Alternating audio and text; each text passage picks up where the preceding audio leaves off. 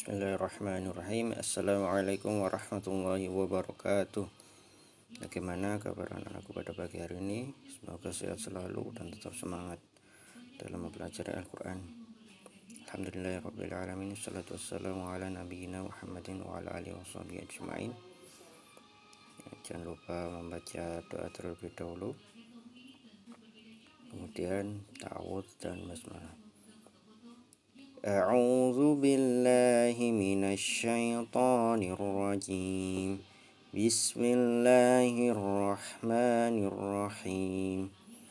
Ya, pada pertemuan kali ini kita akan melanjutkan hukum ra sukun.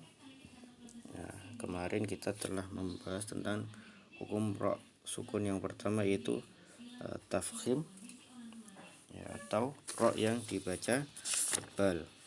Nah, kemarin kita sudah membahas tentang ra yang dibaca tebal jika yang pertama ra berharokat fathah atau fathatain, yang kedua ra berharokat dhammah atau dhammatain. Oke. Kemudian kita lanjutkan ra tafkhim yang selanjutnya. Ada pelajaran ra tafkhim. Ra dibaca tebal jika yang ketiga ra sukun didahului huruf berharokat fathah atau dhammah. Ya. Jika ada ra sukun didahului dengan huruf berharokat fathah atau dhammah, maka dibaca tebal. Ya, kalau kemarin ra-nya yang berharokat fathah atau dhammah, kalau yang sekarang adalah huruf sebelum ra jika berharokat fathah atau dhammah maka dibaca tebal. Contohnya wa arsala gitu. Jadi dibaca ar, bukan ar, bukan wa arsala, tapi wa arsala, seperti itu. Kemudian yang kedua mursalina, ya, jadi dibaca mur. Tebal, roknya dibaca tebal, jadi tidak dibaca menghampar atau mengalir, bukan dibaca mur, bukan mursalina, tapi mursalina, seperti itu. Kemudian huruf ra dibaca tebal jika yang keempat ra sukun didahului huruf berharokat kasrah bertemu dengan huruf isti'la dalam satu kata. Ya, jika ada ra sukun, ya, kemudian tapi didahului dengan harokat kasrah yang di harokat kasrah itu bertemu dengan jadi jika ada ra sukun didahului dengan huruf kasrah kemudian bertemu dengan huruf-huruf isti'la, ya, di depan ra sukun, nah itu ada huruf isti'la. Apa saja huruf isti'la? Itu ada kha, shad, dad, ghain, qa, qaf, dha. Ya, itu isti'la itu artinya terangkat, ya. Jadi ketika kita melafadzkan huruf-huruf yang sudah Ustadz sebutkan tadi ada 7, nah itu suaranya terangkat atau terkumpul gitu. Jadi ra sukunnya dibaca tebal, ya.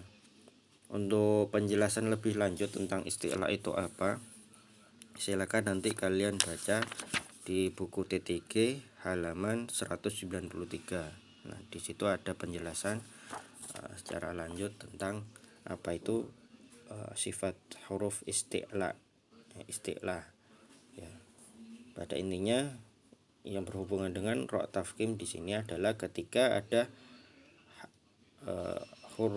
ada ra sukun yang sebelum ra sukun itu berharokat kasroh, kemudian di depan ra sukun bertemu dengan huruf isti'la yang ada 7 tadi, maka dibaca tebal.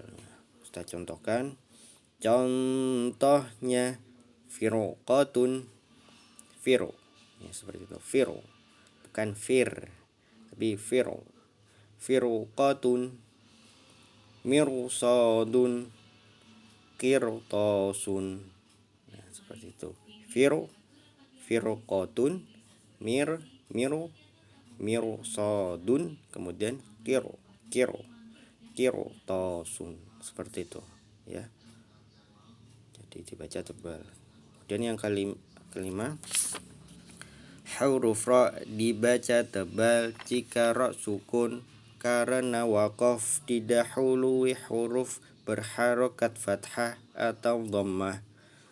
Ya, ini hampir sama seperti yang ketiga tadi, yang atas. Cuman yang kelima ini ra sukun berada di akhir ayat biasanya ya. Ada di akhir ayat, baik itu memang ro-nya sukun atau ro yang disukunkan karena waqaf ya.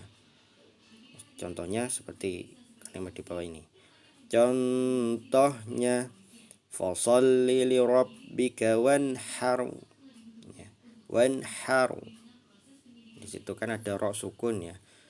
Nah, didahului dengan harokat fathah, maka dibaca tebal. Wanharu, bukan wanhar ya.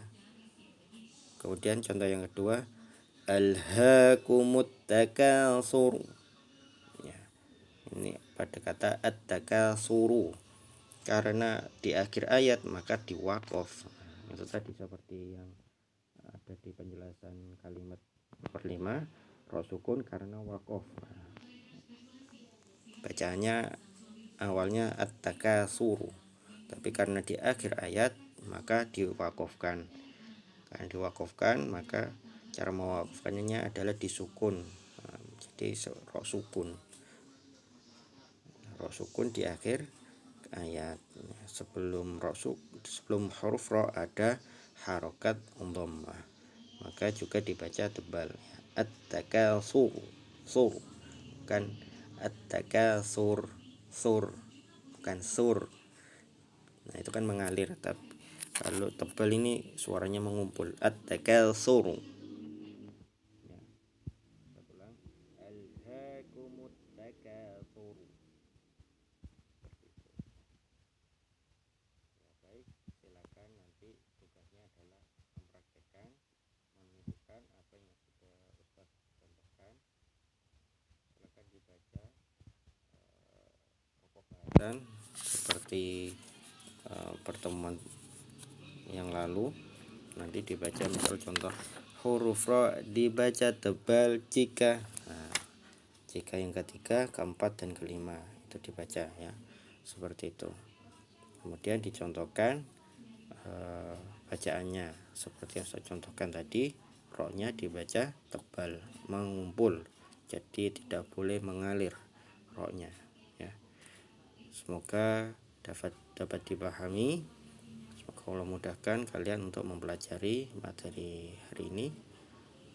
Kita akhiri dengan membaca hamdalah dan doa kafaratul majelis. Alhamdulillahirabbil alamin. Subhanakallahumma wa bihamdika asyhadu an la ilaha illa anta astaghfiruka wa atubu ilaik.